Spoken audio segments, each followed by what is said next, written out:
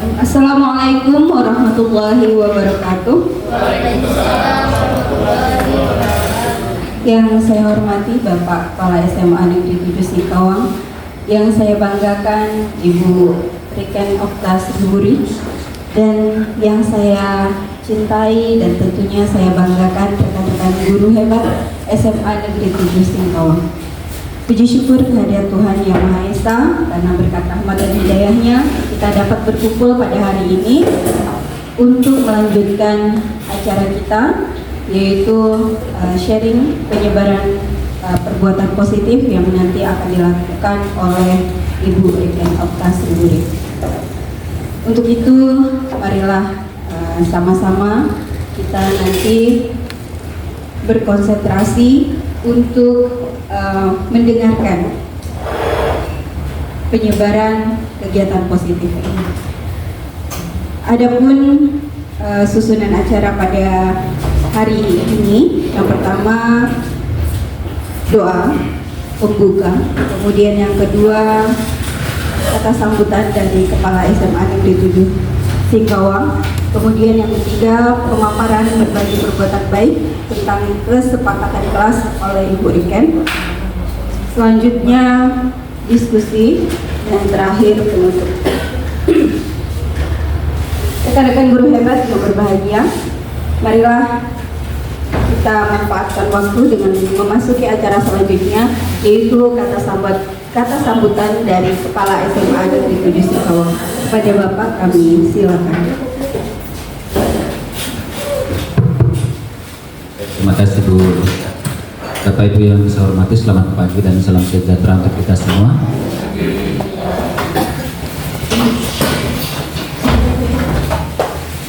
Kita masih diberikan kesempatan untuk berkumpul bersama di ruangan ini dalam rangka melanjutkan kegiatan hati kita dengan tema khusus, yaitu presentasi dari Bapak Ibu guru calon guru penggerak yang ada di SMA Negeri 7 terkait dengan aksi nyata yang akan mereka lakukan di sekolah kita ini. Bapak Ibu, saya berharap bahwa kegiatan ini bukan hanya difokuskan kepada calon guru penggerak, tapi kepada kita semua, termasuk yang sudah menjadi guru penggerak seperti Pak Sodik. Jadi harus ada sesuatu yang dibagikan kepada kawan-kawan, harus ada sebuah aksi nyata yang bisa diikuti oleh kawan-kawan. Jadi bukan hanya sebatas dikonsumsi sendiri, karena memang tujuan dari guru penggerak itu menggerakkan guru-guru yang ada di lingkungan di mana guru penggerak atau calon guru penggerak itu berada. Nah, itu intinya. Jadi artinya pencapaiannya tidak dinikmati sendiri, karena esensi mendasar dari kementerian itu ya seperti itu. Dengan demikian, harapannya adalah kawan-kawan yang mungkin saat ini belum menjadi guru penggerak atau belum mengikuti seleksi ke arah sana, tetap bisa mengembangkan dirinya dan mengetahui perkembangan-perkembangan tentang bagaimana seharusnya mereka mengadakan perubahan-perubahan terhadap diri mereka sendiri dalam kaitan dengan tugasnya sebagai guru di kelas. Yang paling utama di sini adalah tujuan dari program pemerintah ini, bagaimana kita mengembangkan pendidikan pembelajaran yang lebih mengutamakan anak sebagai subjek pendidikan berdasarkan kebutuhan yang mereka inginkan dan sesuai dengan perkembangan zaman. Bapak Ibu, untuk aksi atau praktek nyata yang disampaikan oleh nanti Bu Riken dengan Pak Se, mungkin ini sesuatu yang menjadi bagian untuk kita refleksi bersama. Seperti tadi saya dengar Pak Bu Riken tentang masalah kesepakatan kelas. Nah, kesepakatan kelas ini adalah versinya Bu Riken, tentu tidak sama dengan versinya Bapak Ibu guru yang lain. Karena terus terang, salah satu dari esensi kurikulum Merdeka ini adalah bagaimana kita mengembangkan pembelajaran yang berdasarkan dari kondisi yang dibutuhkan anak. Terkaitlah dengan pembelajaran kita juga. Artinya untuk cara Bu Riken itu tidak akan sama dengan cara Pak Frans, tidak sama juga dengan cara Bu Juliati. Jadi kembali kepada guru masing-masing dengan melihat kondisi anak. Nah, ini hanya sebagai refleksi saja yang disampaikan Bu Riken ini. Jadi tidak menjadi patokan harus melaksanakan sama persis, setidaknya diadakan kesepakatan kelas itu sendiri. Karena dengan adanya kesepakatan kelas, harapannya adalah Bapak Ibu mampu mengajak anak-anak untuk memaksimalkan peran mereka sebagai siswa dalam pembelajaran yang ada. Sehingga kendala-kendala yang muncul selama ini terkait dengan anak yang kurang aktif, anak yang terlihat tidak mampu menguasai konten-konten yang Bapak Ibu ajarkan, diharapkan itu seminimal mungkin ditekan dengan adanya kesepakatan kelas yang kita buat, yang tentunya disesuaikan dengan kebutuhan anak. Perlu saya sampaikan bahwa dalam PMN yang Bapak Ibu sudah isi di observasi itu, banyak sekali kawan-kawan guru yang memunculkan tentang kesepakatan kelas di dalam bagian dari pernyataan observasi mereka. Dan di situ saya merespon bahwa kelemahan kesepakatan kelas itu tidak dibuat berdasarkan kebutuhan siswa sepenuhnya. Masih ada siswa yang pasif, yang tidak dilibatkan untuk menyusunnya. Sehingga itulah siswa-siswa yang selama ini tidak bisa untuk diajak bekerja sama. Nah, jadi yang seperti ini yang perlu kita pahami. Kita menemukan siswa yang model begitu, berarti tidak bisa kita biarkan. Dia akan menjadi target berikutnya untuk dilihat apa sebenarnya yang mereka butuhkan, apa sebenarnya yang mereka inginkan. Nah, jika memang ternyata kita menemukan bahwa ada banyak ketidakmampuan dari siswa tersebut dalam pembelajaran kita, berarti memang itu bukan passion hidupnya, bukan bagian hidupnya, dan kita tidak harus menekannya untuk menjadi bisa di pembelajaran kita. Tapi kita juga tidak bisa membiarkannya untuk tidak mengikuti. Artinya sekarang adalah bagaimana kita membijaksanai supaya dia tetap ikut dengan nilai yang cukup untuk kepentingan dia. Ya, karena faktor itu tadi, passion dia, minat dia, talenta dia itu memang tidak di situ, mungkin di tempat lain, di pelajaran lain. Jika konsep kita cara mengajar lama yang menyamakan semua kemampuan anak itu harus bisa di pembelajaran kita, sedikit demi sedikit bisa kita geser dan kita menyesuaikan dengan kebutuhan masing-masing anak. Jadi esensi dari kesepakatan kelas seperti itu, kita mengakomodir semua hal-hal yang dibutuhkan anak itu sendiri. Dan rata-rata saya memberikan penilaian begitu, karena walaupun tidak sama secara langsung, ya kondisinya demikian. Ditambah lagi dengan memang Bapak Ibu, saya juga tahu baru tahap penyesuaian dan mencoba ini semua.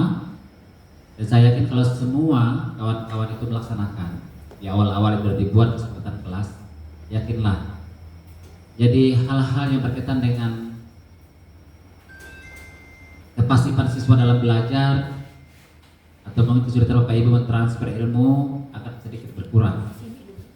Karena di sini siswa diajak untuk membuat sebuah komitmen dan konsistensi sama pembelajaran. Dan ini tentu akan membuat mereka lebih fokus, mereka lebih terlibat, mereka lebih antusias, dan harapan kita mereka minimal bisa menguasai standar KKTP yang sudah kita tentukan, yang mengharuskan mereka untuk mencapainya. Yang Pak Selim saya kurang tahu apa temanya, apakah sama atau tidak Pak Selim? Sama, berarti nanti Pak Selim dengan Bu Riken silahkan ditampilkan. Berarti ini untuk Pak Selim ada refleksi guru BK. Guru BK memang tidak ada klasika secara terjadwal, namun bersifat situasional atau insidental. Nah, namun guru BK bukan berarti tidak ada klasika, tidak bisa melaksanakan itu. Dalam layanan bimbingan konseling itu ada kurang lebih 19. Salah satunya adalah layanan konseling kelompok dan bimbingan kelompok. Nah, konseling kelompok dan kelompok ini salah satu bentuk dari contoh pembelajaran atau layanan berdiferensiasi atau terdiferensiasi. Karena kita melihat anak-anak dengan kebutuhan sendiri kita kelompokkan, itu yang kita bimbing. Nah, jadi tidak ada istilah bahwa ada kesulitan untuk menemukan apakah ada siswa atau tidak yang selalu masalahnya kemudian kita berikan dengan kelompok, tidak ada. Dengan jumlah siswa SMA 7 kurang lebih 600 lebih. Sekarang anak kelas 12 sudah tidak aktif lagi, berarti ada 400 lebih. Itu bisa hampir tiap hari mengadakan konseling kelompok dan main kelompok sebenarnya. Nah, jadi kepada Pak Pran, kepada Pak Se, Lucy Bulita sekarang sedang di Pontianak karena mewakili nanti untuk Expo, jadi saya minta mereka berangkat duluan. Jadi besok saya dengan beberapa kawan lain. Jadi untuk guru BK silakan disusun jadwal-jadwal yang terkait dengan pelaksanaan konseling kelompok dan kelompok untuk penerapan tentang kesepakatan kelas ini dan memaksimalkan apa yang dimakan dengan layanan konseling terdiferensiasi. Jadi tidak ada istilah sebenarnya bahwa guru BK tidak ada kerjaan, tidak ada siswa yang dibimbing. Tiap hari banyak sekali siswa yang terlambat, yang bolos, bahkan yang merokok di hutan itu. Itu adalah bagian dari masalah-masalah yang bisa dimunculkan kayak konseling kelompok atau bimbingan kelompok. Dan ruangan kita sudah terbuka dan tersedia. Di samping ruang BK itu ada ruang kosong, bersih lagi di situ. Nah, di situ sebenarnya diadakan tiap hari. Nah, jadi itu menjadi rencana ke depan untuk Pak C dengan Pak Fran, sehingga nanti waktu yang ada benar-benar bisa dimaksimalkan ke sana, sehingga tidak terkesanlah bahwa guru BK itu seperti menunggu anak datang supaya nanti ditangani. Karena kita perlu jemput bola juga untuk memastikan anak kita ini. Terlalu banyak masalah yang mereka saya perhatikan itu hadapi. Ya kadang-kadang inilah yang membuat kita sebagai guru-guru sering terbenturkan dengan tabiat-tabiat anak kita ini. Nah, kemudian Bapak Ibu, hasil dari kegiatan hari ini itu adalah bagian yang akan kita publis. Jadi nanti tim web sekolah Pak Hendra, hasil foto ini atau video ini kita akan posting di web sekolah. Jadi artinya sebagai salah satu dari cara kita untuk menunjukkan kepada masyarakat pola kita untuk mengubah diri dari dalam. Dan planning ke depannya diminta untuk sekolah penggerak itu memang berbagi dengan hal seperti ini kepada pihak luar. Memang saya rencanakan kepada Pak Sodik, namun saya menunggu progresnya sampai saat ini juga belum ada. Ya sebenarnya yang bergerak banyak itu adalah gurunya.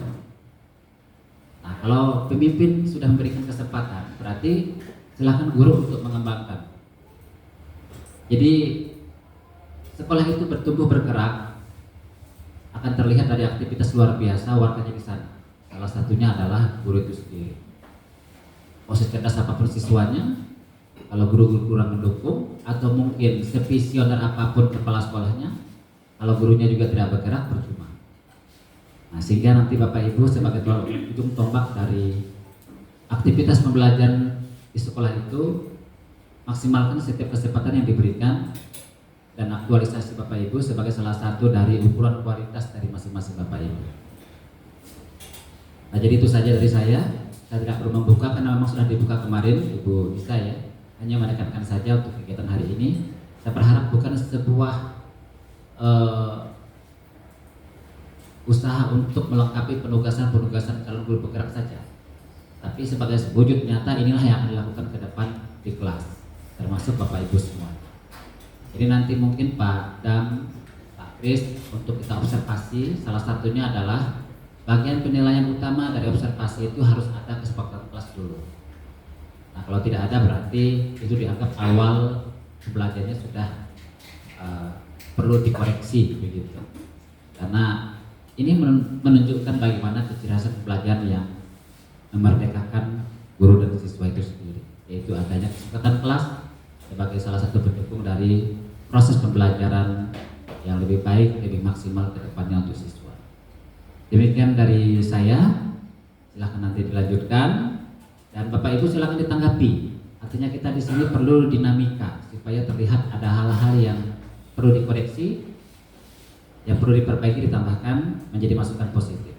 Jangan berdiam diri. Dan satu lagi, bangun komunikasi yang bukan bermaksud untuk menjatuhkan sementara kita tidak mampu melaksanakannya.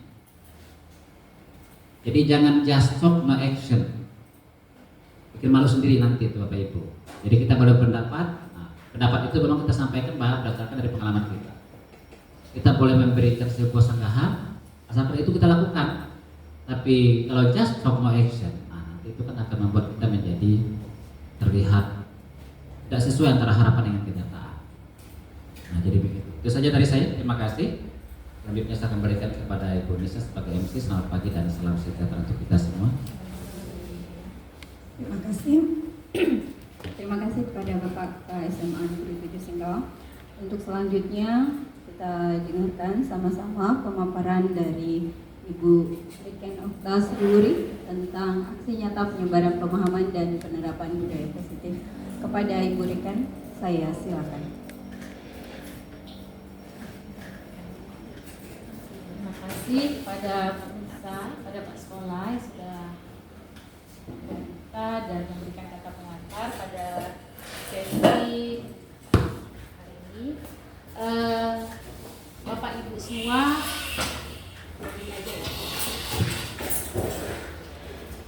Bapak Ibu semua, selamat pagi semuanya.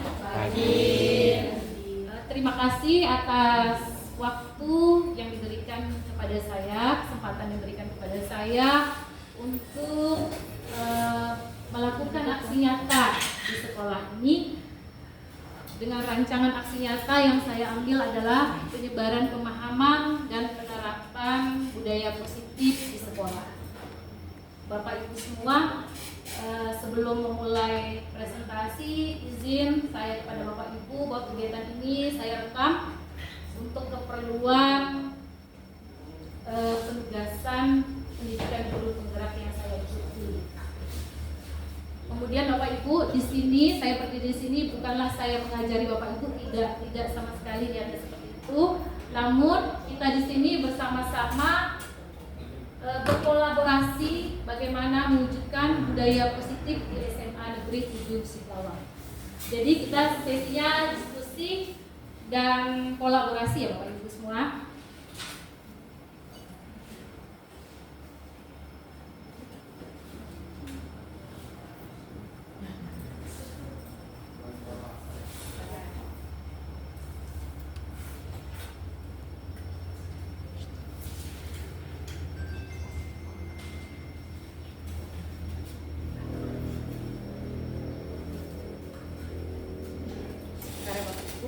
Sebelum kita masuk ada beberapa pertanyaan pemantik dari saya yang Bapak Ibu bisa jawab sejujur-jujurnya berdasarkan pengalaman Bapak Ibu. Saya yakin dan percaya Bapak Ibu di sini adalah guru-guru hebat, guru-guru yang mau belajar dan guru-guru yang memiliki kompetensi untuk mewujudkan budaya positif.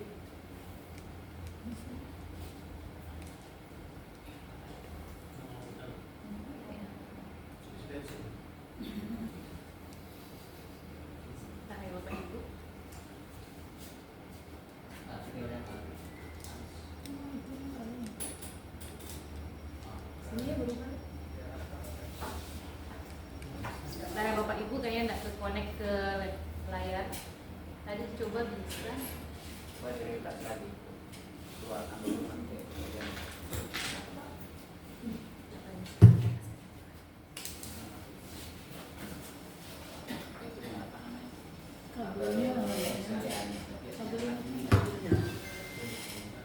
Atau tidak dengan pernyataan 1, 2, dan 3 yang ada di layar. Silakan Bapak Ibu berpendapat. Ini tidak ada benar dan salahnya Bapak Ibu. Ini berdasarkan pengalaman Bapak Ibu masing-masing selama mengajar. Setuju atau tidak setujukah dan apa alasannya? Silahkan menanggapi Bapak Ibu. Jadi kita pada ini ada menanggapi. Saya menanggapi ya, izin menanggapi bahwa hukuman dapat mendisiplinkan anak itu saya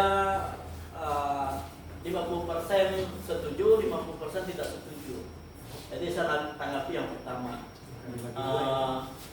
Hukuman itu sebagai mendisiplinkan anak itu ada beberapa hal yang menjadi kurang. Misalnya pertama untuk anak SMA kita sudah tahu jenjang apa ya, usia itu dari 15 tahun 16 tahun itu ya, mereka punya harga diri yang tinggi. Ketika kita memberikan hukuman seperti mencuci WC, membersihkan, memungut sampah dan sebagainya, itu akan membuat secara dampak secara emosi psikologis itu tidak baik bagi mereka. dalam hati mungkin akan berpikir, wah ini sih gimana ya, mungkin agak kesal dan lain, tapi di ini karena selama ini kita ada di mana yang guru itu berperan sebagai orang yang mungkin memiliki power, anak itu sebagai anak yang mungkin tidak disiplin lah, tapi jadi sebagai terhukum gitu. Jadi hukum itu berarti ada punishment, ada hukuman. Jadi penggunaan kata hukuman itu ya pasti akan memberikan hal yang tidak baik bagi kondisi psikologis mereka. Ini kita lihat dari BK ya, di counseling. Kalau anak itu kita sebaiknya memberikan kesadaran bahwa hukuman, kita sebut hukuman aja. Apa sih hukuman itu ya? Mungkin lebih kepada hukuman yang bisa memberikan edukasi gitu ya. Kalau saya setuju. Terus yang kedua, pemberian hukuman dengan hal positif seperti membaca atau membersihkan halaman sekolah dapat meningkatkan disiplin anak.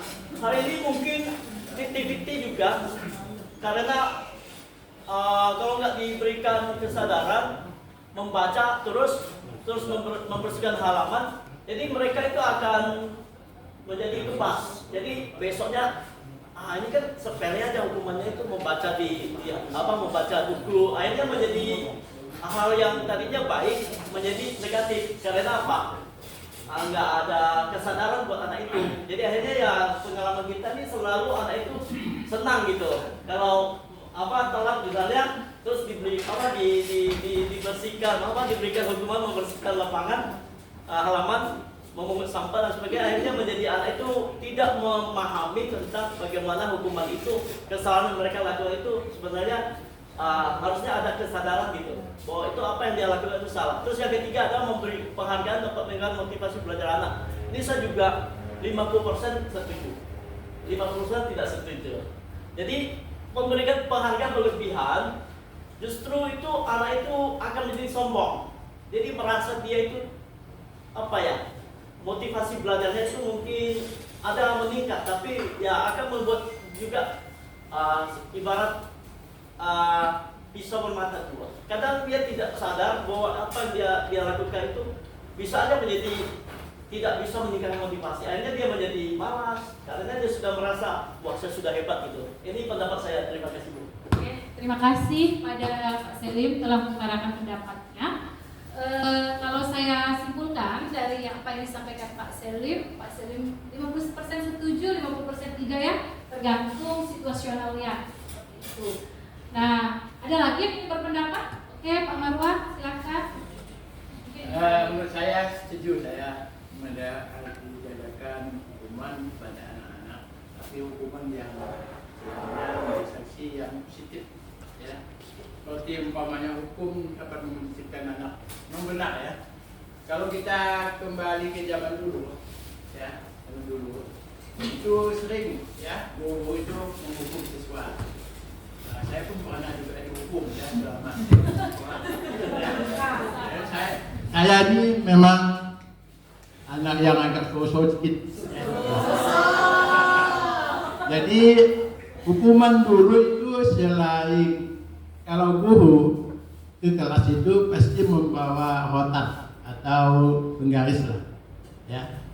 Jadi kalau mereka tidak tahu atau tidak mengerjakan tugas pasti dihukum. Umpamanya sederhana maju ke depan, ya angkat kaki sebelah misalnya, atau di pantatnya dihembat dengan rotan. Dan juga ada bagi siswa yang terlambat. Ya bagi siswa yang terlambat, menurut pengalaman saya dulu dihukum membersihkan WC.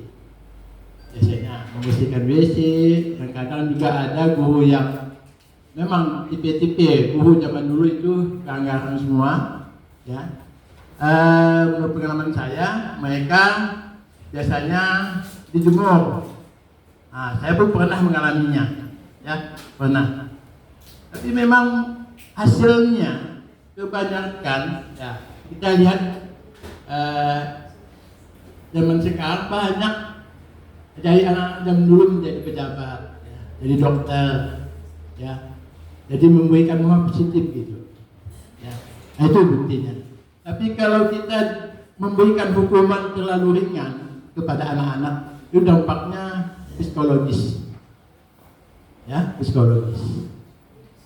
Nah, atau kita memberi hukuman yang memberikan mereka bekal, ya, bisa mengerjakan sesuatu gitu, bisa istilahnya kalau kita memberikan hukuman membersihkan WC, jadi kebiasaan dia mereka untuk mengerjakan sesuatu bersih-bersih di rumah. Nah, itu biasanya. Jadi kalau kita hanya membiarkan saja kepada anak tidak diberi hukuman, nanti mereka itu terbiasa dengan tingkah lakunya, jadi mereka tidak berubah kelakuan mereka. Jadi saya setuju diberi hukuman, diberi sanksi, ya. Tapi kita memberikan hukuman itu hal-hal yang positif lah, ya. Umpamanya memberi hukuman membaca kan menambah ilmu pengetahuannya, dan kemudian atau kadang-kadang guru memberikan hukuman menulis berapa kali satu buah buku. Tapi itu positifnya adalah mereka supaya menulis jadi bagus, istilah indah jadinya. Zaman dulu gitu, kita petikan lah guru zaman dulu bagus-bagus, ya. Tapi sekarang anak-anak sekolah susah mau dibaca, ya, susah dibaca bacaannya. Biasanya Pak Nurat pun biasanya curhat kepada saya, ya, anak-anak susah bagaimana ini membacanya. Aduh, kalau diberi hukuman menulis, saya rasa itu ada baiknya juga, tapi jangan terlalu berlebihan. Itu menurut saya. Nah, itulah menurut pendapat saya. Kalau terima boleh, kalau tidak boleh terima pun tidak boleh. Itu ya. Terima kasih. Assalamualaikum warahmatullahi wabarakatuh. Terima kasih Pak Marwan yang telah menyampaikan pendapatnya. Kalau Pak Marwan pada posisi setuju, karena itu buktinya Pak Marwan ini adalah hasil dari pendidikan hukuman, ya. Menurut saya tidak membenarkan dan tidak juga menyalahkan. Kita pelajari dulu apa yang dimaksud dengan budaya positif. Nanti Bapak Ibu silakan mengambil kesimpulan seperti apa yang harus dilakukan pada anak-anak saat ini. Karena kita dulu sesuai pesan dari Bapak Pendidikan kita, bahwa Bapak Ki Hajar Dewantara, bahwa didiklah anak sesuai kodrat alam dan kodrat zamannya. Ya, Bapak Ibu. Kita lanjut next. Nah, untuk mewujudkan budaya positif, maka guru harus paham dulu konsep-konsep apa saja yang ada dalam budaya positif. Nah, dalam budaya positif itu guru harus memahami konsep apa itu disiplin positif, yang adalah restitusi. Nah, Bapak Ibu, kenapa saya mengambil judul budaya positif? Bukan dalam budaya positif itu ada konsep disiplin positif, ada konsep motivasi manusia, ada konsep kebutuhan dasar manusia, ada konsep posisi kontrol guru dan restitusi. Nah, topik-topik itu akan saya paparkan dari 1 sampai 6 ini. Nah, kita akan sama-sama diskusi ya Bapak Ibu untuk memudahkan memahami. Nah, ini teori stimulus respon. Ilusi itu berarti tidak benar ya Ibu, ilusi. Nah, dan menguatkan karakter. Ilusi bahwa semua penguatan positif, efektif dan bermanfaat. Ilusi bahwa orang dewasa bisa memaksa. Nah, ini ilusi Bapak Ibu menurut teori. Menganggap kesalahan itu adalah suatu kegagalan, maka kalau teori kontrol pilihan, kesalahan adalah sebuah pembelajaran. Karena belajar itu juga bisa melalui dari sebuah kesalahan. Nah, ini perubahan paradigma dalam pendidikan. Kemudian next. Nah, perspektif disiplin dalam kehidupan kita sehari-hari adalah sesuatu yang dilakukan orang untuk untuk mendapatkan kepatuhan. Dan identik biasanya kalau disiplin itu adalah sesuatu yang tidak nyaman bagi yang melakukan. Nah, lalu apa sih yang dimaksud dengan disiplin positif? Nah, apa makna dari disiplin positif? Mungkin Bapak Ibu ada yang sudah mendengar apa yang dimakna dengan disiplin, ada tambahan kata positif.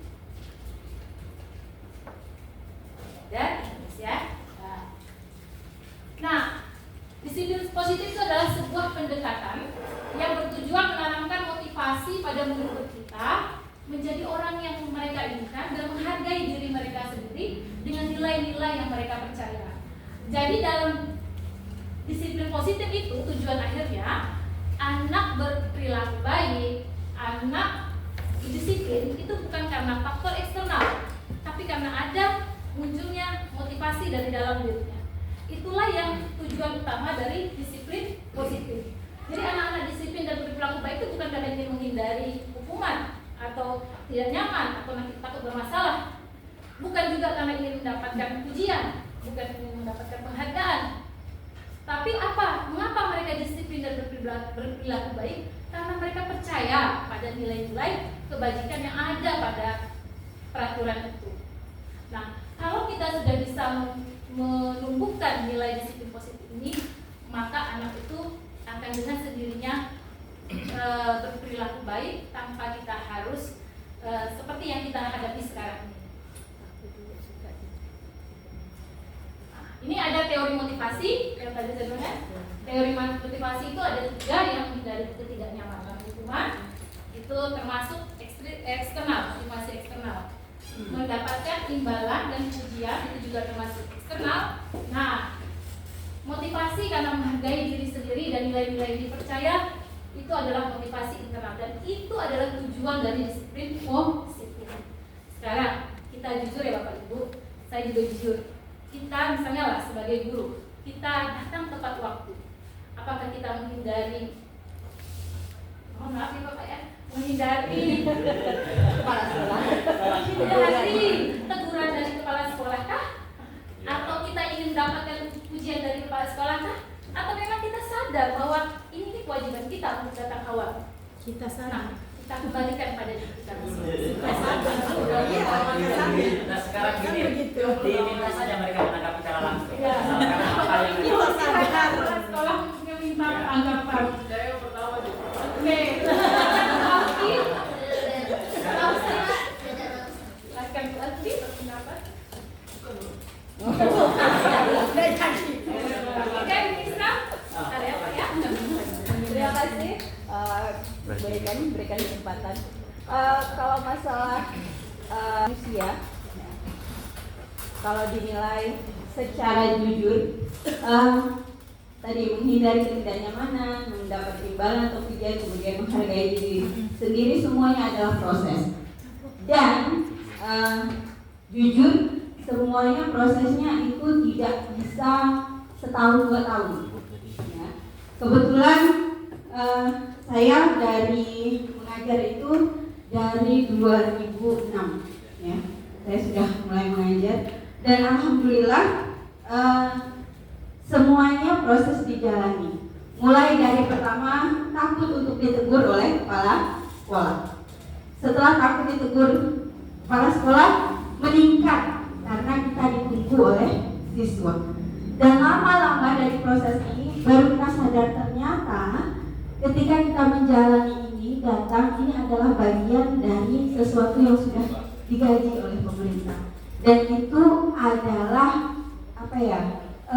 Kalau di dalam agama saya itu tentang halal dan haram. Apabila kita datang tidak tepat waktu, berarti kita sudah korupsi di sana. Nah, proses ini lama, tidak hanya sebentar. Jadi begitu juga dengan anak, begitu. Jadi hal yang pertama bagi saya tadi kalau ditanya tentang setuju dan tidak setuju sama dengan Pak Selim, 50-50 begitu. Ada hukuman yang memang harus kita laksanakan untuk anak. Ada pula penghargaan yang harus kita berikan ke anak. Namun semua itu harus porsinya, sesuai dengan porsinya. Kenapa? Karena kodrat alam tadi. Kalau sesuatu yang tidak diperkenalkan pertama, kalau tidak dipaksa, itu tidak akan bisa berlanjut. Itu menurut saya. Karena ini yang jujur saya alami. Awal-awal datang, gitu kan. Dan saya yakin ini di sini banyak pegawai baru juga, banyak lumayan kemarin pengalaman honor juga. Pertama untuk mendisiplinkan diri bangun pagi saja itu luar biasa berat.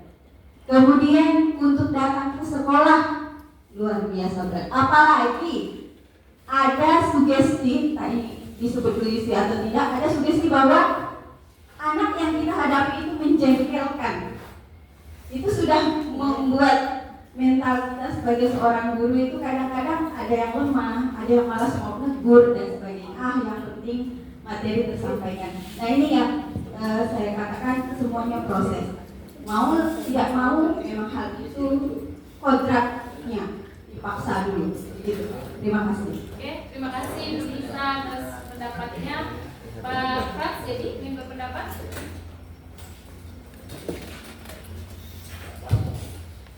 Baik, terima kasih atas waktu yang diberikan kepada saya.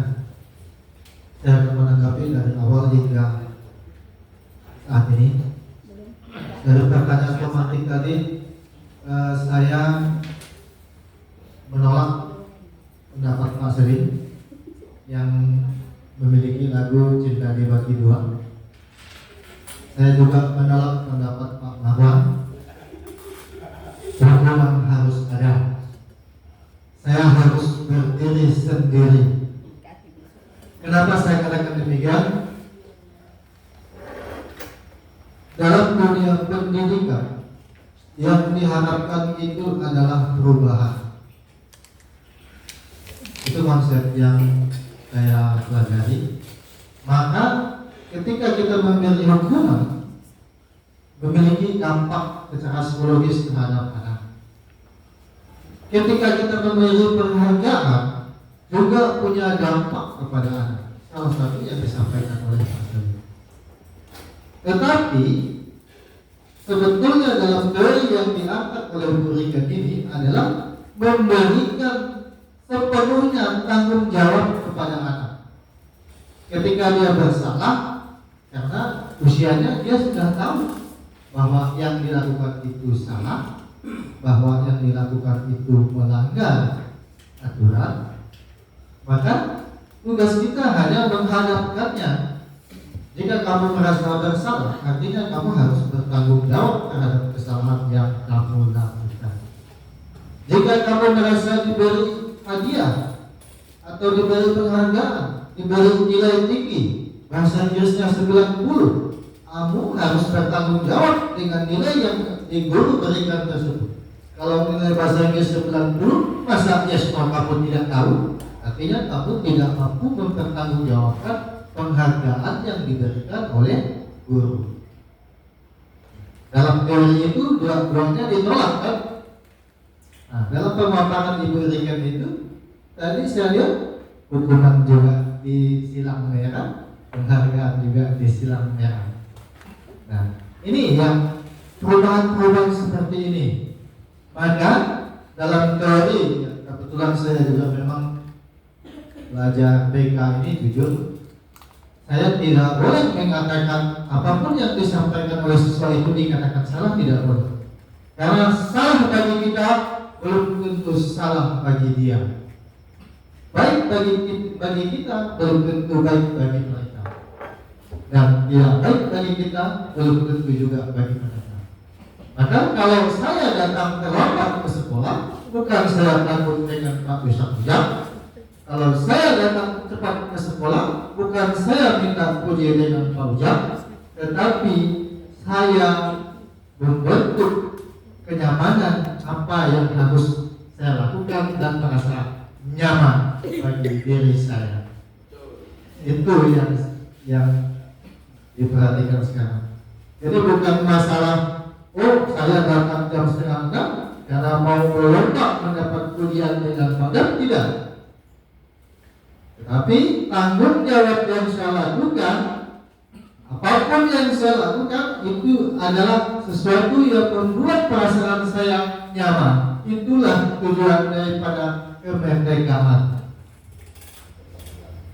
Ya, mungkin Bapak Ibu kalau misalnya kadang-kadang kalau nggak keras nggak bisa nanti dia.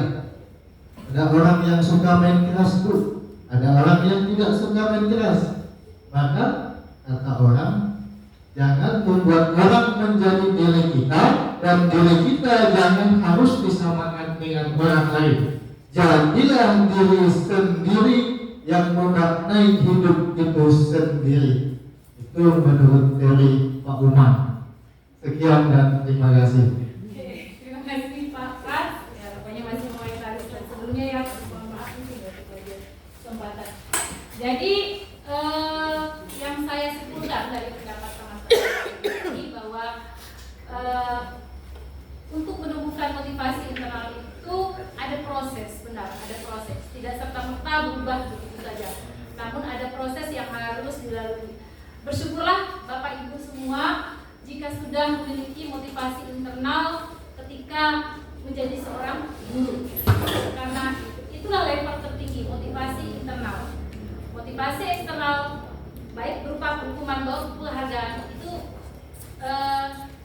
sebenarnya bukan menjadi tujuan disiplin positif. Disiplin positif adalah menumbuhkan motivasi internal.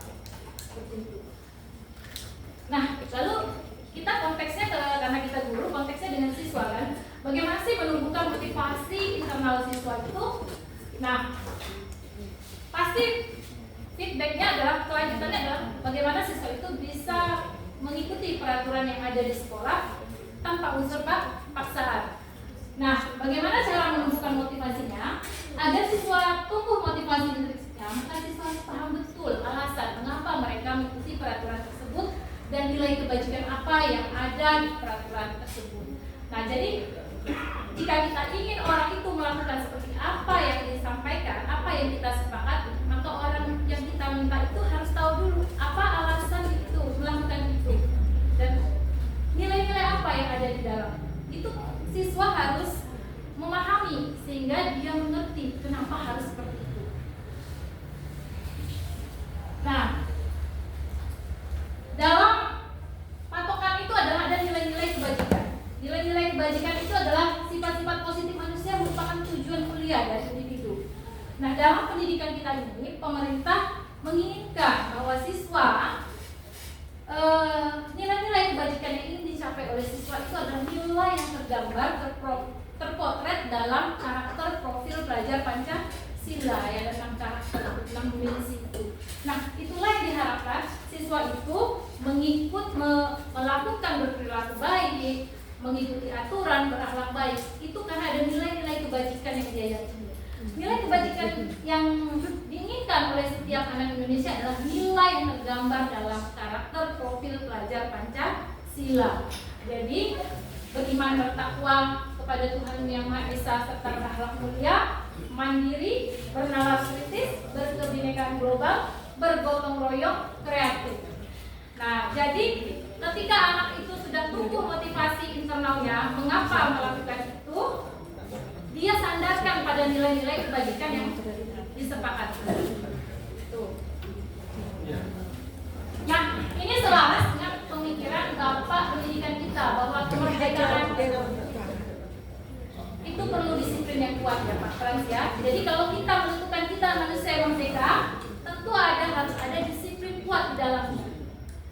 Nah, dan disiplin kuat itu harus berdasarkan pada nilai-nilai kebajikan. Artinya kita nggak bisa juga dong merdeka sendiri saja, tapi kita terbentuk dengan kemerdekaan orang lain. Nah, jadi kemerdekaan kita itu adalah didasarkan pada nilai-nilai kebajikan, nilai-nilai kebaikan, ya. Jadi bukan asal merdeka saja seperti itu. Nah,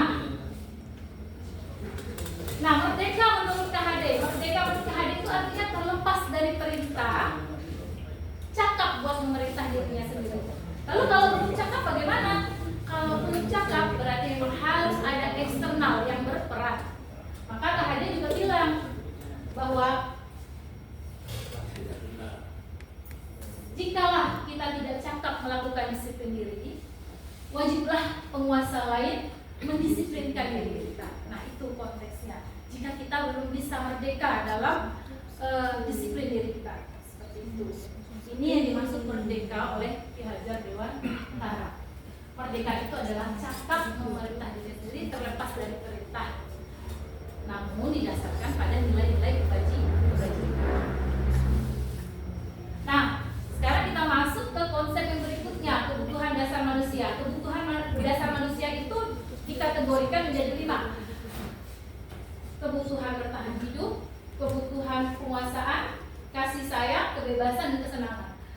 Bertahan itu adalah kebutuhan biologis, maka reproduksi, ya, itu adalah kebutuhan biologis. Dan 4 kebutuhan lain itu adalah kebutuhan yang bersifat fisiologis, penguasaan, kasih sayang dan rasa diterima, kesenangan dan kebebasan. Lalu apa hubungan kita sebagai guru mengetahui kebutuhan dasar manusia ini? Apa hubungan kita sebagai guru harus mesti menguasai konsep kebutuhan dasar manusia ini? Ada yang ingin berpendapat? Pak Pras mungkin? Ya kan, itu kan penguasaan, kesenangan, kebebasan, rasa kasih sayang. Itulah yang akan membuat orang merasa nyaman. Apabila dia dikasih kesenangan, apabila dia mendapatkan kebebasan, apabila dia mendapatkan kasih sayang, maka dia akan merasa nyaman. Disitulah dia bisa bertahan hidup panjang. Kalau orang tak dikasih kebebasan, kayaknya umurnya tekan ya. Jadi pentingnya guru mengetahui kebutuhan dasar manusia karena siswa juga adalah manusia. Jadi dengan kita memahami kebutuhan dasar siswa, kita bisa membantu dalam nanti restitusi kita ketika menemukan siswa itu melakukan kesalahan. Memahami kebutuhan dasar anak itu adalah konsep yang wajib diketahui oleh guru dalam mendidik anak dan menuntun anak.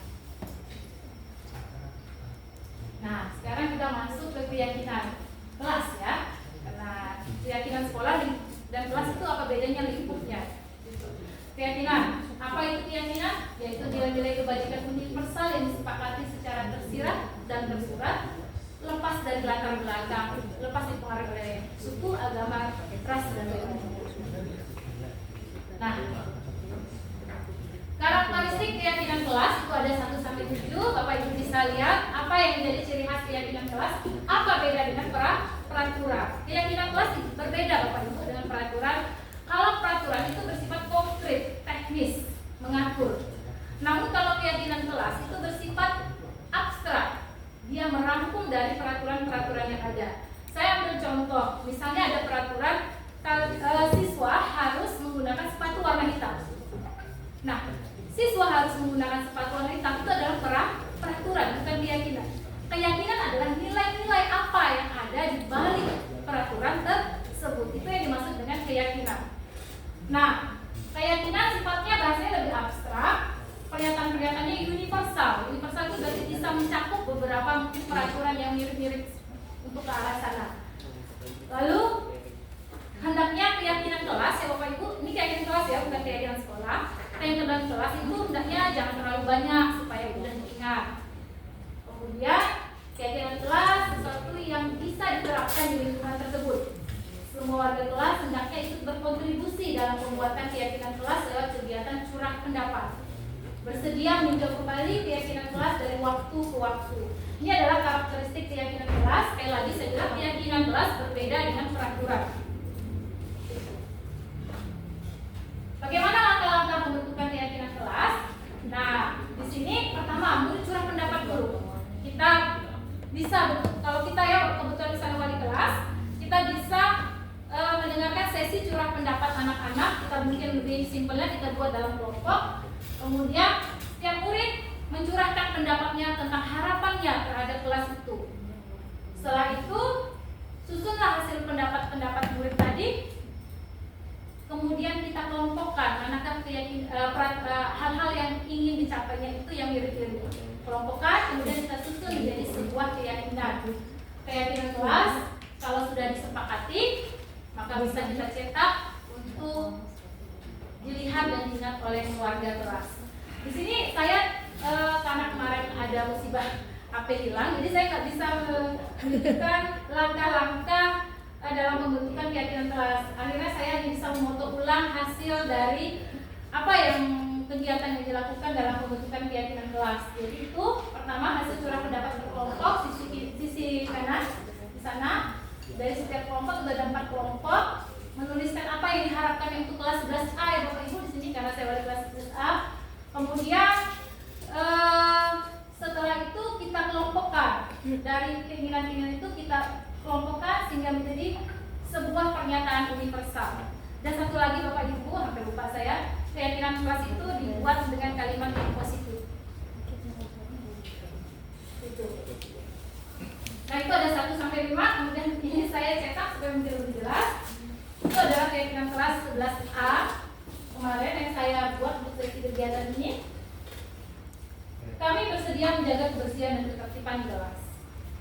Kami bersedia menggunakan HP di kelas hanya untuk keperluan belajar. Kami bersedia datang tepat waktu. Kami saling menghargai dan menghormati, dan kami bersedia menggunakan seragam sesuai peraturan sekolah. Nah, itu dia Bapak Ibu ya, contoh dari pembentukan keyakinan kelas. Nah, sekarang kita masuk ke konsep posisi kontrol guru. Nah, kita ini saya rasa ini asik sebenarnya, posisi kontrol. Ada 5 posisi kontrol guru yang sering kita lakukan.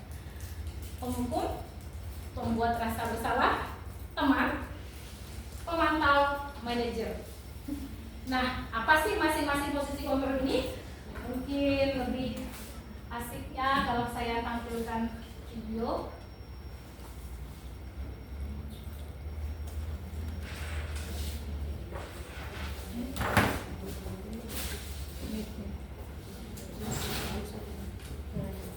Karena wifi-nya lancar ya. Silakan Bapak Ibu simak posisi kontrol mana yang sering kita lakukan. Salam bahagia Ibu dan Bapak guru hebat. Dalam penerapan disiplin positif restitusi, salah satu program yang dikembangkan adalah 5 posisi kontrol. 5 posisi kontrol dalam restitusi adalah proses perjalanan seorang pendidik agar dapat mengenali dirinya. Pada video kali ini, kita akan membahas tentang 5 posisi kontrol yang dikembangkan oleh Diane Dawson dan contoh penerapannya.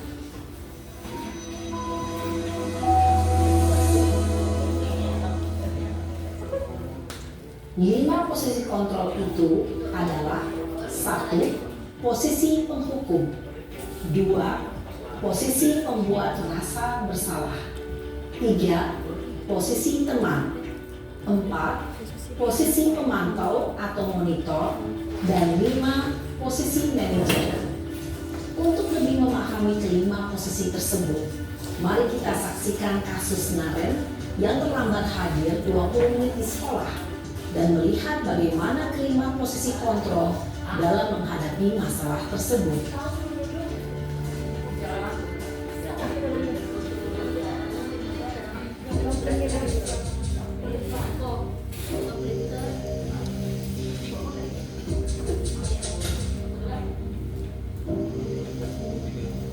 Naren,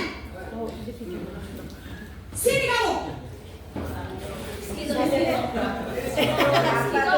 Selalu terlambat. Kamu deh, pasti terlambat. Maaf Bu, saya Apa? Apa coba? Alasan kamu apa lagi? Kapan sih kamu tidak terlambat? Malas sekali ya kamu jadi anak. saya Dasar pemalas. Gak kapok-kapok sih kamu.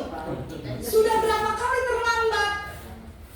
Sana, kamu keliling lapangan basket 2 kali. kenapa saya harus ke lapangan basket Bu? Kenapa? Kamu melawan ibu. Berani-beraninya jawab. Sudah terlambat, masih berani jawab pula. Sekarang, keliling lapangan basket 5 kali sekalian. Biar kapok. Cepat. Pergi sana ke lapangan basket. Posisi penghukum biasanya berbicara dengan nada tinggi, menghardik, menunjuk-nunjuk, menyakiti, dan menyindir. Hukuman bisa berupa fisik maupun psikis. Ibu dan Bapak guru hebat, dampak yang terjadi pada murid ketika guru berada pada posisi penghukum adalah murid cenderung akan memberontak, bahkan menyimpan dendam.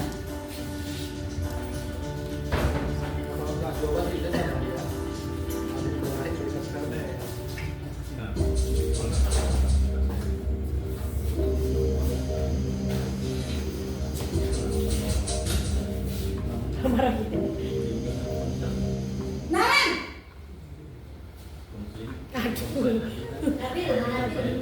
Selamat pagi Bu. Naren. Kamu kenapa terlambat lagi, nak? Ya Tuhan, Naren.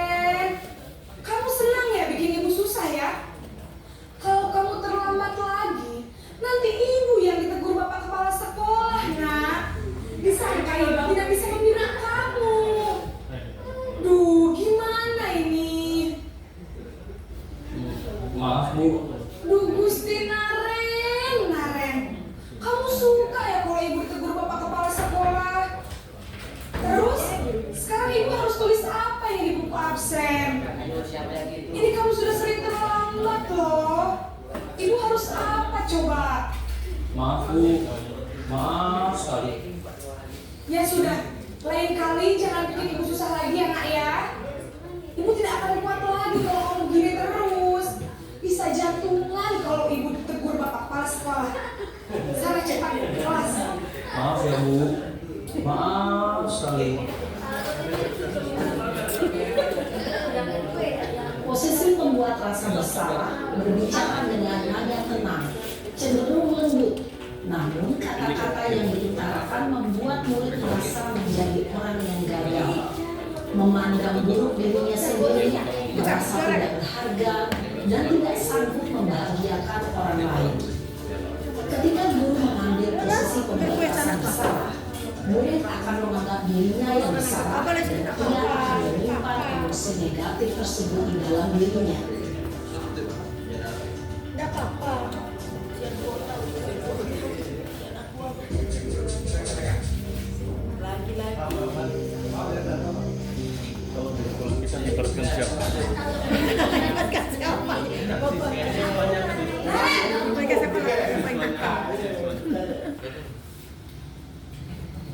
Selamat pagi Bu. Wah, sudah jam berapa ini nak? Terlambat lagi ya saya. Saya Bu.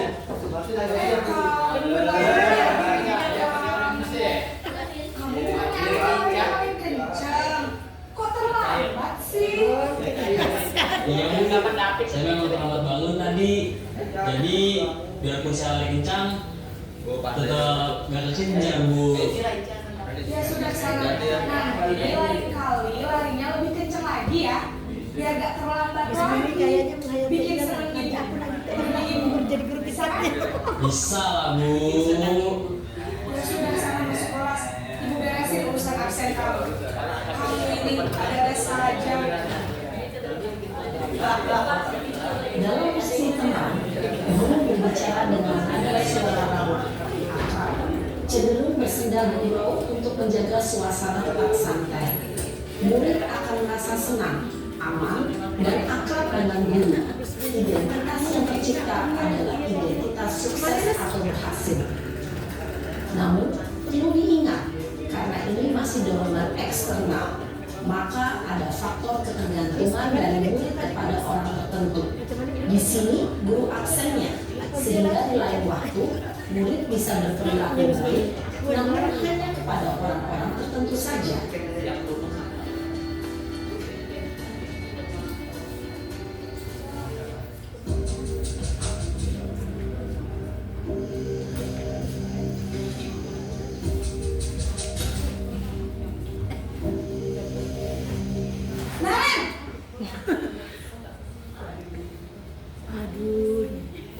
Selamat pagi Bu.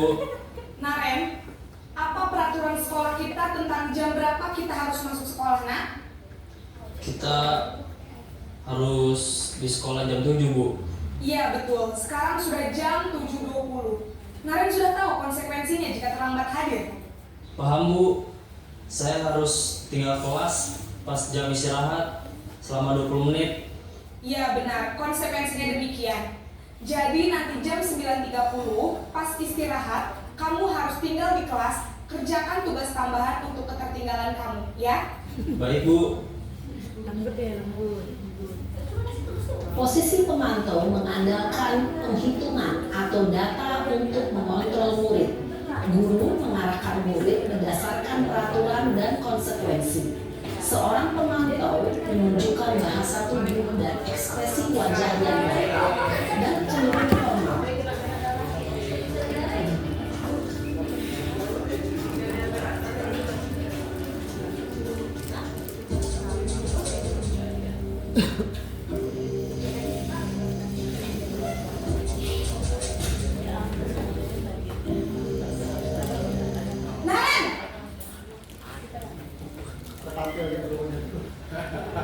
Selamat pagi Bu. Selamat pagi Naren. Maaf Bu, saya terlambat. Iya, sekolah masuknya jam 7, sekarang sudah jam 7.20. Jadi sekarang bagaimana ini Naren? Maaf Bu, Saya lupa setel alarm saya semalam. Baiklah, menurut kamu, keyakinan sekolah yang mana yang perlu kamu tingkatkan? Menghargai diri sendiri dan orang lain mungkin ya Bu. Setuju. Jadi, apakah Naren meyakini prinsip saling menghormati tersebut? Iya Bu, saya meyakininya. Apakah Naren bersedia memperbaiki masalah keterlambatan ini? Bersedia Bu. Bagaimana kamu akan memperbaiki masalah keterlambatan ini? Saya akan coba untuk tidak lupa menyetel alarm saya Bu. Baik, kalau Naren lupa menyetel alarm di rumah, ada orang yang kira-kira bisa bantu mengingatkan tidak? Ada Bu, kakak saya, Kak Emma. Ada lagi selain Kak Emma? Selain Kak Emma, ada ibu saya. Baik, jadi yang mengingatkan Naren adalah Kak Emma dan ibu kamu ya? Kira-kira akan mulai setel alarm kapan nih Naren? Setelah pulang sekolah, akan segera saya lakukan. Baik, jadi Naren akan setel alarm untuk bangun besok pagi dan akan diingatkan oleh kakak dan ibunda Naren ya. Ada lagi yang mungkin perlu dilakukan Naren agar tidak terlambat bangun lagi? Tidak ada Bu. Baik Naren, terima kasih untuk kerjasama kamu. Sekarang kamu perlu kembali ke kelas untuk belajar. Baik Bu, terima kasih.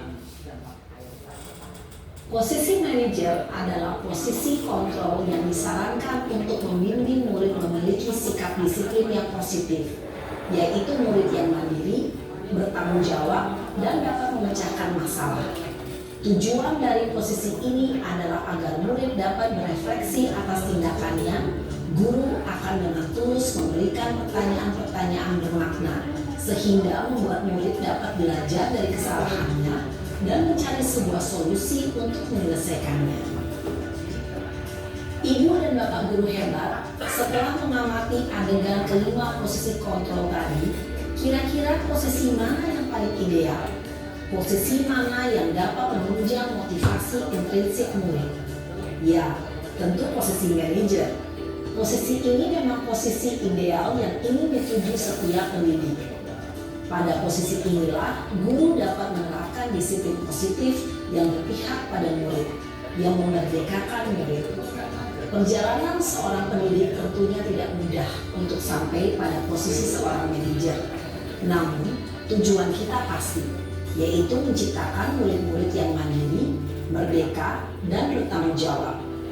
Semoga penggambaran 5 posisi kontrol yang telah diperlihatkan ini dapat menjadi ajang refleksi bagi kita semua agar dapat terus mengasah dan menerapkan disiplin positif yang memerdekakan murid. Mari terus berlatih dan bersemangat. Selamat menerapkan. Salam dan bahagia Ibu dan Bapak guru hebat.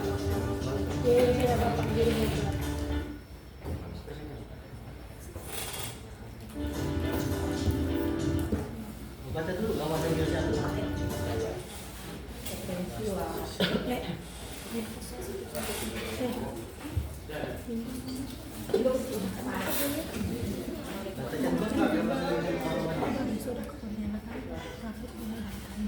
Nah, Bapak Ibu, itu tadi penggambaran 5 posisi kontrol guru. Silakan saya juga berefleksi pada posisi kontrol mana saya sering melakukan.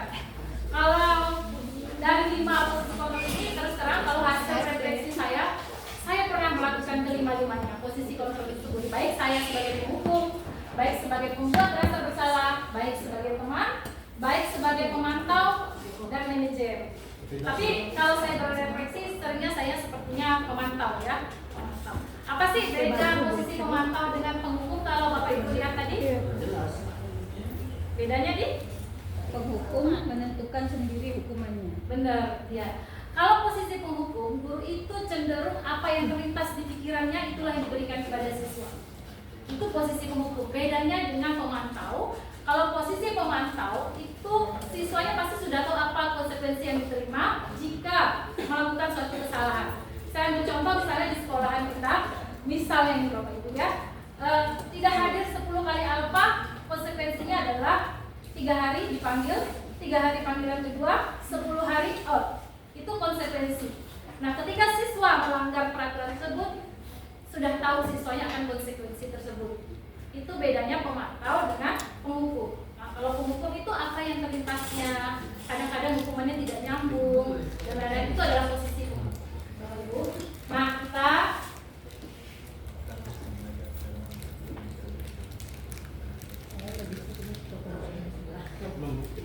sama, saya juga sedang berproses. Dari 5 ke 5 posisi kontrol tersebut sebaiknya dulu pada posisi kontrol manajer. Harapannya Bapak Ibu kita bersama-sama pada posisi manajer. Posisi manajer itu mengacu pada restitusi yang akan kita pelajari setelah ini, yang dapat menjadikan murid menjadi manajer bagi dirinya sendiri. Dalam menerapkan disiplin positif, posisi kontrol penghukum merupakan alternatif terakhir. Kalau kita menjatuhkan posisi pada posisi kontrol penghukum itu adalah alternatif terakhir, dan kalau bisa tidak digunakan. Kalau bisa ya Bapak Ibu, karena sekali lagi kita kadang-kadang kita menghadapi kasus-kasus yang berbeda, tapi sarannya tidak dilakukan. Nah, inilah yang akan kita bahas. Apa itu restitusi? Ini adalah contoh pendekatan untuk menumbuhkan disiplin positif. Selain menumbuhkan motivasi intrinsiknya, pendekatan yang berikutnya adalah restitusi. Apa itu restitusi? Restitusi adalah proses menciptakan kondisi bagi murid untuk memperbaiki kesalahan mereka, sehingga mereka bisa kembali pada kelompok mereka dengan karakter yang lebih kuat. Kemudian restitusi juga merupakan proses kolaboratif yang mengajarkan murid untuk mencari solusi atas permasalahan yang mereka timbulkan, serta tidak hanya berpikir tentang dirinya, tapi juga berpikir orang lain, dan ada nilai-nilai kebajikan yang dipercayai. Itu adalah restitusi. Salah satu pendekatan yang digunakan saat ini untuk menumbuhkan disiplin positif pada siswa. Nah, dalam penerapannya restitusi itu ada langkah-langkahnya. Kita kenal dengan langkah-langkahnya itu kita sebut dengan segitiga, karena ada 3 langkah. Segitiga restitusi. Nah, ini tadi ulang kembali ya, restitusi itu pengertiannya secara singkat. Kemudian intinya tujuan dari restitusi itu adalah menghasilkan murid yang mandiri dan bertanggung jawab. Jadi tujuannya adalah menghasilkan murid yang bisa mandiri dan bertanggung jawab akan dirinya sendiri. Tapi bukan merdeka sesat. Nah, Bukan berdasarkan kenyamanan. kalau guru sudah berlaku sebagai seorang posisi manajer, otomatis dia sudah melakukan segitiga restitusi ketika menyelesaikan suatu permasalahan. Ada 3 tahapan. 3 tahapan ini yang kita sebut dengan segitiga, yaitu menstabilkan identitas, validasi tindakan yang salah, dan menanyakan keyakinan. Ini contoh segitiga contoh restitusi yang saya lakukan kemarin. Mungkin bisa membantu untuk proses memahaminya.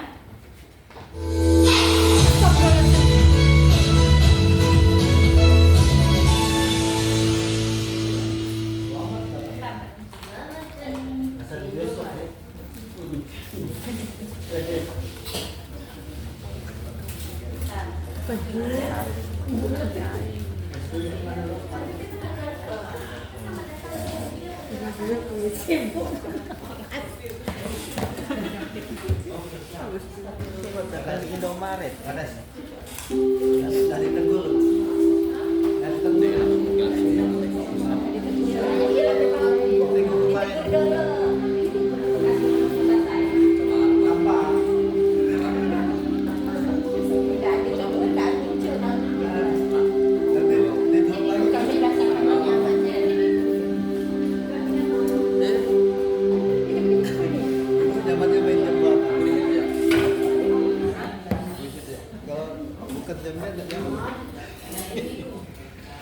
Coba olahraga, kalau itu juga biasa, ibu disuruh jam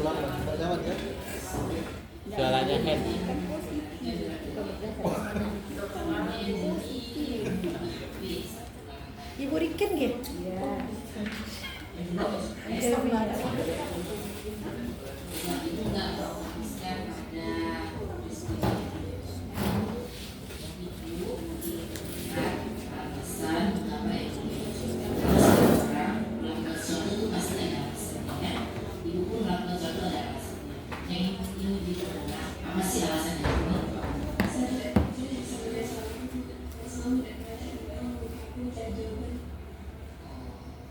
Dan ini tahu kalau hari ini ulangan biologi, tahu.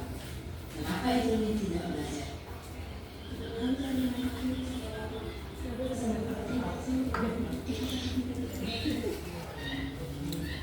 Bimbingan sendiri tahu kalau berbuat ini benar atau salah. Jadi masih ingat dengan keyakinan pasti kita sepakati masih ingat perbuatan ini apa yang tidak sesuai dengan keyakinan pasti kita sepakati. Jadi juga kita sadarkan dengan keyakinan kelas dan tahu bahwa perbuatan ini tidak berbahaya. Salah ya. Kira-kira ini punya solusi tidak untuk memperbaiki kesalahan yang dilakukan tadi?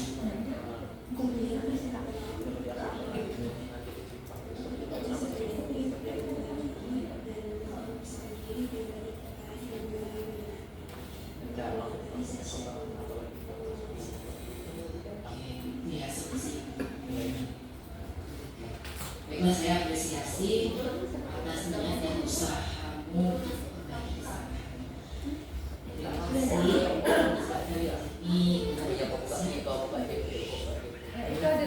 kasih. Itu Bapak Ibu satu contoh langkah-langkah dalam segitiga resolusi. Pertama, menstabilkan identitas siswa, kemudian validasi tindakan kesalahan yang dilakukan oleh siswa, kemudian yang ketiga, menanyakan keyakinan yang dipercayainya. Nah, jadi dalam tahap meyakinkan keyakinan itu, solusi yang diberikan itu hendaknya muncul dari si anak. Jadi solusi itu bukan alasan impas ya atas kesalahan dilakukan, melakukan kesalahan impas saya sudah melakukan ini. Itu tidak. Dalam resolusi win-win solution ya, jadi sama-sama. Jadi apa yang dilakukannya, apa yang bisa diperbaiki. Jadi dalam kasus Endemi mencontek tadi, dia berjanji ke depannya tidak akan mencontek, dan untuk hari ini apa yang sudah diperbuat dia bersedia ulangan kembali. Nah itu contoh dari langkah-langkah dalam segitiga resolusi. Dan ini ketika saya tanyakan jujur kepada anak, ada dua ya anak yang saya lakukan, dan si Angel ini, dan dua-duanya berpendapat secara jujur. Saya tidak tahu kalau mereka tidak jujur, tapi mereka bilang mereka lebih menyukai hal ini karena lebih membangun kesadaran dirinya. Kemudian Bapak Ibu, yang perlu penting dalam keberhasilan dalam melakukan segitiga restitusi adalah komunikasi. Jadi bagaimana cara kita menggali siswa dalam langkah-langkah itu, itulah yang terpenting dalam keberhasilan melakukan restitusi. Sehingga ketika kita melakukan restitusi terhadap suatu siswa yang melakukan kesalahan, ke depannya siswa itu tidak lagi melakukan kesalahan yang sama. Itu ya Bapak Ibu, saya pikir itu saja yang materi yang kita bisa diskusikan hari ini. Terakhir sebelum menutup, saya ingin berefleksi terhadap sesi hari ini. Pertama, kedua, ketiga, keempat, siapa yang ingin berpendapat, satu orang saja boleh. Hal apa yang diubah pandangan Bapak Ibu setelah sesi ini? Kedua, bagaimana perasaan Bapak Ibu setelah melalui sesi ini? Ketiga, pembelajaran apa saja yang Bapak Ibu peroleh setelah melalui sesi ini? Terakhir, kedepannya apa yang Bapak Ibu lakukan setelah mempelajari sesi ini? Silakan Bapak Ibu, saya minta satu pendapat dari Bapak Ibu untuk merefleksi kegiatan sesi kita ini. Ya, oke.